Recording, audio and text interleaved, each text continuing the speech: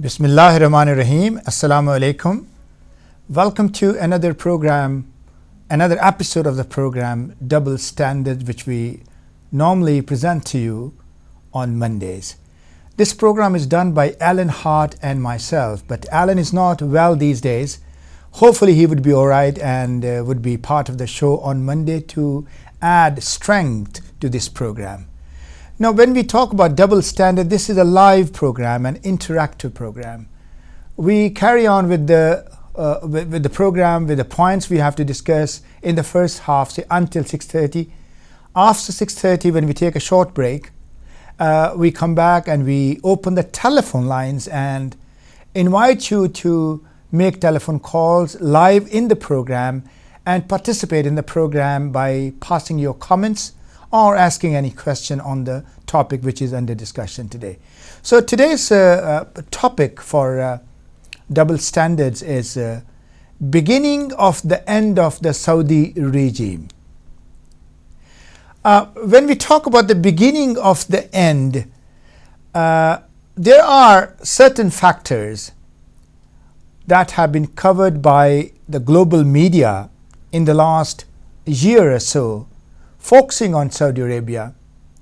There are certain economic factors, certain internal political factors, and then geopolitical and geostrategic realities of the Middle East, and global diplomacy from the West, and then the Saudi wars. Saudi Arabia has fought and is fighting more than 24 wars. And then progressive moral degeneration or moral decadence.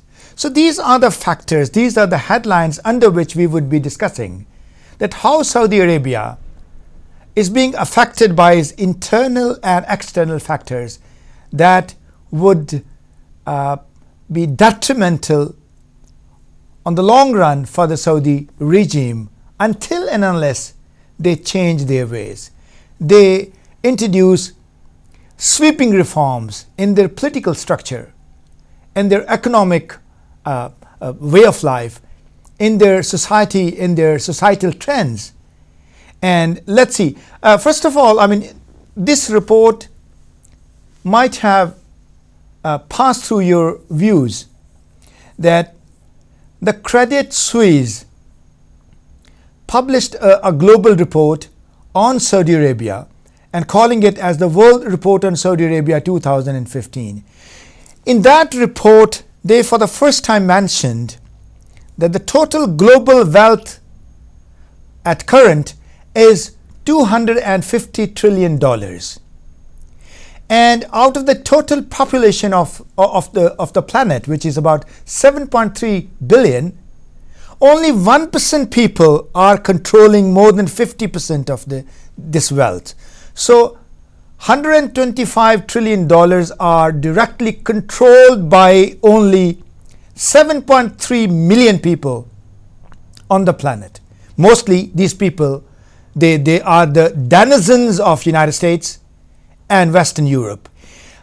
Previously, the last report, which was published in 2012, that showed that the 6 Gulf Cooperation Council countries, Saudi Arabia leading them, and after Saudi Arabia, Oman, Qatar, UAE, Kuwait, these countries, they controlled about $5 trillion of that wealth.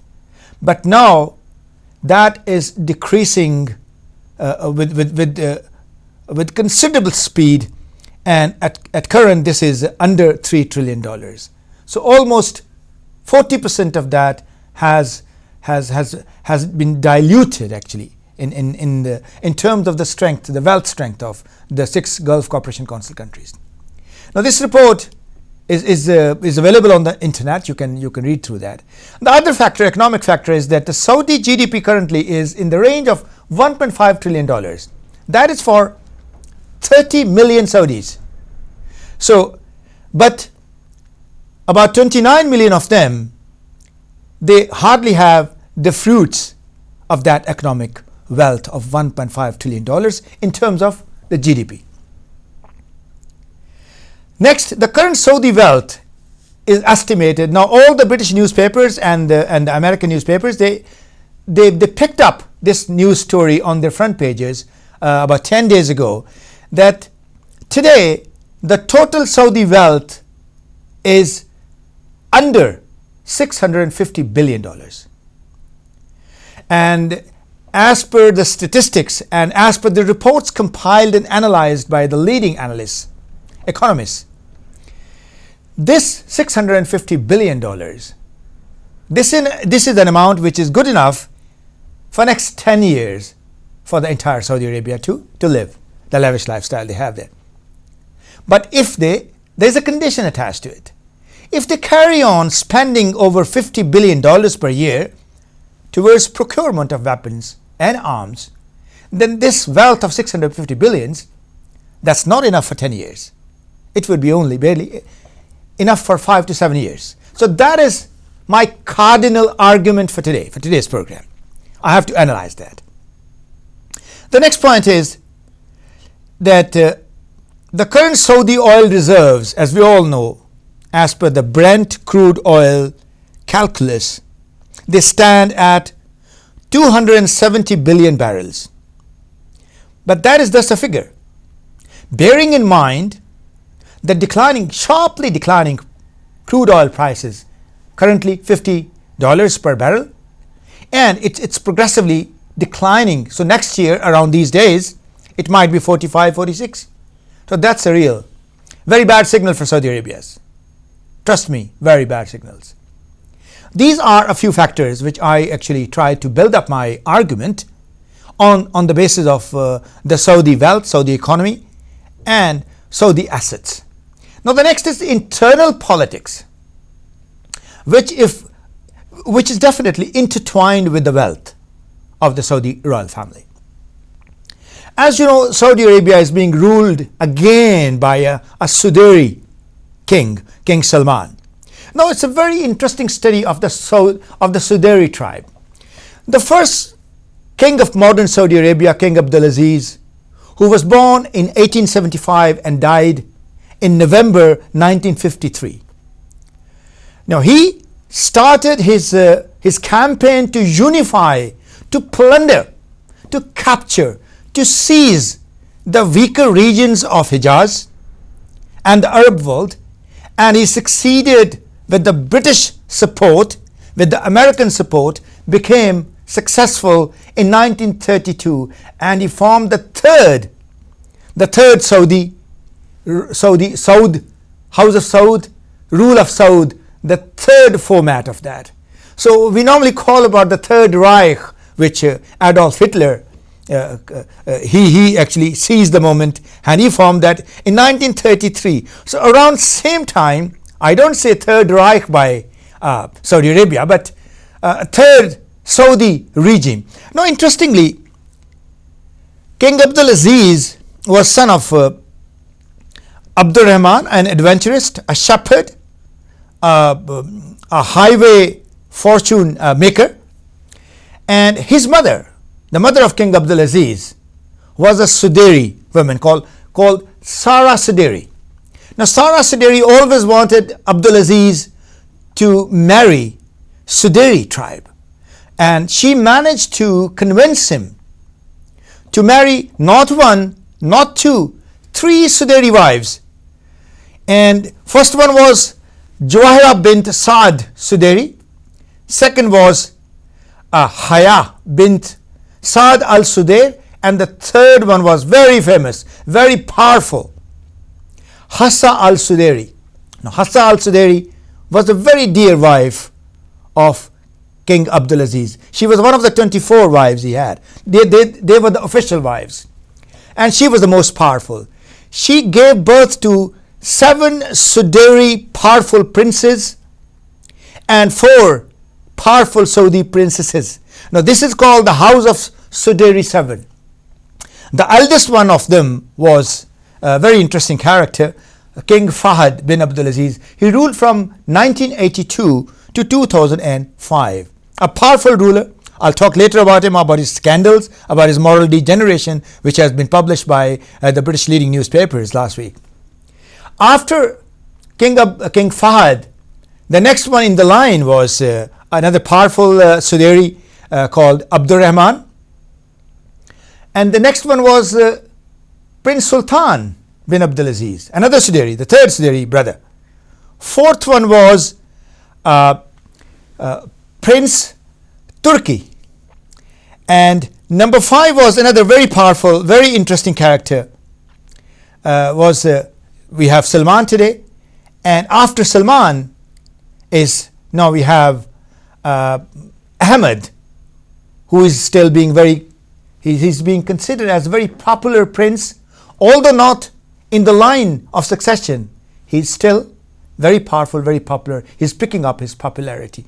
Now, interestingly, in October 2011, the then crown prince or heir apparent, Prince Sultan, died, and Prince Naif was upgraded as the crown prince. He died in June 2012, and then came a very big confusion in the succession. So now we have today, King Abdulaziz historically is said as the modern day, the 21st century Abu Sufyan of the Suderi tribe. Now Suderi tribe there's a historical evidence about this. The historians have done a lot of research on that. So some of the Suderis, they come directly from the line of Banu Umayyah. So Abdulaziz, as the king of Saudi Arabia, who united the Saudi state, the third Saudi state, was an epitome of Abu Sufyan. And the current king, King Salman bin Abdulaziz, is called the modern day Ibn Marjana. So same characteristic, same character traits, and same lifestyle, same governance style. So I'll discuss that later. Now, interestingly, today we have a group of 500 young princesses and princes who were educated in the United States and in Britain and other Western countries in the last 10 years. Now they have formed a group and they are becoming popular. Now they want the future king should be a young person, so that the regime longevity is established. It's not that all the time a septuagenarian, octogenarian, a senile king comes forward and he rules, so half of his policies, they end into abeyance, they end into confusion, chaos, and Saudi Arabia does not progress well. And these people, these 500 progressive, modern people with young people with modern ideas of democracy, ideas with the modern knowledge to be acquired, freedom, reforms. So these people they are catching momentum in Saudi Arabia. The next is the religious leadership. 2 weeks ago, another interesting report was published that the current Saudi religious hierarchy is completely chagrined with the current Saudi king, and they have started supporting, but quietly, Ahmed, who is the youngest of the 7 Suderi brothers. Now he is becoming popular, and the pressure is that instead of Muhammad bin Naif, who is the current heir apparent, who is the current crown prince, so maybe as Makran was put in isolation a few months ago, when King Salman he made massive reshuffle in his cabinet and the people in his cabal, in his inner circle. So it is being viewed as Ahmed, who is the youngest of the 7 Suderi. He's 73 years old. He's not debauched. He's got some character. He goes to the gym, keeping himself fit. And there are very few scandals about him. So moral turpitude and all these things are very little is known about him. So they say he's an upright man. He says his prayers. He's good. So anyway, if he's good, he's welcome to rule 30 million Saudi people. They're our brothers. We want their prosperity. We want social justice for them. We want their freedom. We want political freedom for them. We want autonomy for them. And we want equal opportunities for them. All this we want for these 30 million Saudi brothers. They are very dear to us. We have a problem only with the ruling elite and the way they are ruling this country. So now these are the factors, internal factors, and again, lawlessness in the southern and eastern parts of Saudi Arabia. As we all know, Ayatollah al-Namr, he's very dear to us. Our hearts, they pray for him. We always pray for him. He, along with his 17-year-old nephew, Ali Muhammad Namr, they have been sentenced to death and crucifixion. So this is a very funny, very barbaric sort of sentence which has recently been reintroduced in the Saudi judicial system. So they are really, there's a very big thorn for Saudi Arabia towards their regime longevity. So a lot of pressure is there. The Western countries are putting pressure. It's a blatant human rights aggression and violation by Saudi regime. They don't care about human rights. These are the terms for you and me. We give a lot of respect and importance to these ideas. But people in Saudi Arabia, they don't care what human rights are. So internal strife, the tumultuous rift within the Saudi regime, within the Saudi ruling elites, and the political turmoil which is catching momentum again in the east and in the south. I mean, these are the realities, and these are the big realities. They might come as an avalanche. Now, if the Saudis they make this decision, to sentence him to death and his nephew, this would not be an easy task. This will definitely put Saudi Arabia on the tenterhook, and the Saudi regime along with that. So the blood of the pious people with piety, people with taqwa, so their blood will not go waste. لِكُلِّ أُمَّةٍ جَعَلْنَا مَنْسَكًا. The survival of all the nations, the success of all the nations, this is the Quran says, is in the degree of the sacrifice they offer. So these sacrifices, they will not go waste. So obviously if they make that decision, the Saudi regime would be packed up. So they will be digging their own graves if they do. What I feel personally is that King Salman, in order to win some sort of popularity, he might say, all right, Ayatollah Namr and his nephew, they have been sentenced to death. So the Qazis, the Supreme Court has ratified that punishment, upheld that. But I, as a king, I have pity on them, so I grant them clemency. I grant them, life. So he might think about that. But there are more people. The larger number of people are there who will say to Salman, Salman, be a king. As George III, the British king who ruled Britain from 1860 from 1760 to 1820, his mother Augusta used to call him, George, be a king. Don't care about the parliament. Don't care about the political advisors. They are merely there. You be your king yourself. So if King Salman is carried away with that notion, the 18th century notion, then in Britain, which was very popular, then King Salman would be digging his own grave. Remember my words? He would be the first one to meet his fate. So the next is, this is a novel phenomenon now.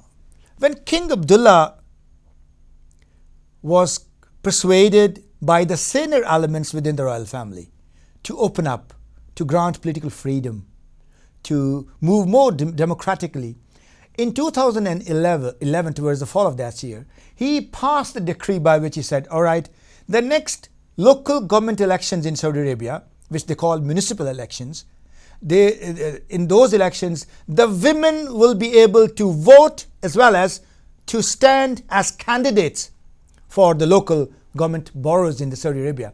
So they would be allowed to that. Now we are having local government or municipal elections in Saudi Arabia on the 12th of December, which is next year, just a month away from now. And interestingly, I was really I was intrigued to learn day before yesterday that more than 1,000 women, they are the candidates of the local government seats against 6,000 traditional male chauvinistic Saudi Badus. So these 1,039 exactly in number, these women definitely will impact. And the candidate which we all must support is, and we pray for her as well, and she is Mrs. Wasima Asada. Mrs. Wasima Asada is contesting against the most powerful Saudi royal people in Qatif. As if she's elected, we all pray for her. She's a devout Shia Muslim. All our best wishes for her. So Wasima, we are with you. May Allah make you successful and you win your election with landslide victory. Okay. So along with Wasima Asada, the two other women, they have really created an avalanche in the Saudi political landscape. The two women is one of them is Mrs. Halabi, Haifa al-Halabi, human rights activist, and other Mrs. Lujan al-Husulu. Now she already was incarcerated for 2.5 months for raising the pro-democracy voice, and she was jailed and she has just come out. Now she is most likely to win. So both al-Halabi and al-Hatlul, they are contesting from Riyadh, from the heartland of the Saudi power.